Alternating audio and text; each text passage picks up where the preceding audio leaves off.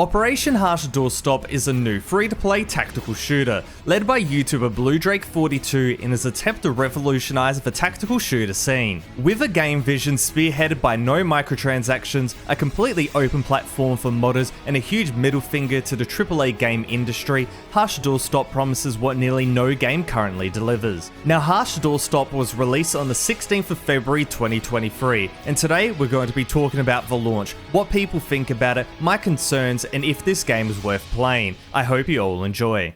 So let's get straight into it. The premise and vision of Operation Harsh Doorstop is fantastic, but the execution as a game as of right now just isn't good enough to stand up to its competition. When you first hop into the base game, you experience a generic military first-person shooter. The graphics are just okay, the gun sounds are good, the UI is lackluster. Add in the choice to release with no anti-cheat and the numerous bugs and glitches, and overall it's a bit of a mess right now. This has resulted in a large amount of negative reviews on Steam, but unlike many other games, I'm not writing off Harsh Doorstop so fast, and that's because of the modding vision. The whole point is to not really play the base game as is. It's to 1, make mods for stuff you want, and 2, to play the modifications that drastically change every element of the gameplay and improve it in many different ways. Look at the Alien Invasion Troopers mod, look at the Call of Duty Zombies mod. The improvements are amazing. It means Harsh Doorstop is less of a game and more of a platform to build upon, just as the devs intended.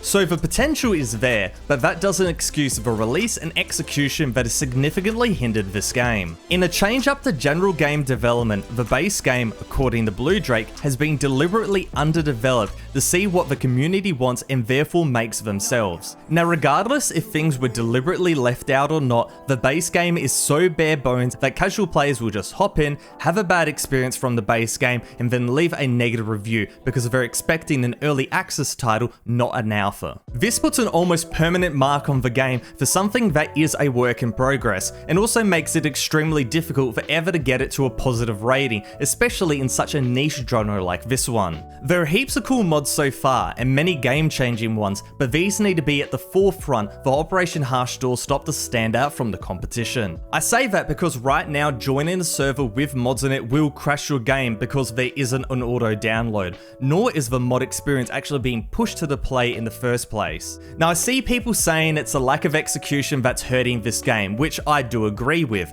but as I've previously hinted at, it's also the lack of setting expectations. If they had adopted the playtest approach that Battlefield Remastered is currently using, by doing multiple limited playtests each and every week, that would have really helped. So opt-in access would allow anyone who wants to play to do so, for people to contribute, for people to make mods and so on, without the expectation of public release quality, and therefore not the negative reviews when that quality isn't achieved. Personally, I think that Harsh Doorstop is a solid game with a huge amount of potential, but I also get the negative reviews. Now, there isn't enough for me to keep playing right now, but it's so obvious to see why I would want to play in the very near future once it's been developed further. My advice for the developers, now that the game is released, is to triple down on the mod experience, streamline it as much as possible, and put it at the forefront of the Harsh Doorstop experience, as it's definitely what makes this game worth playing.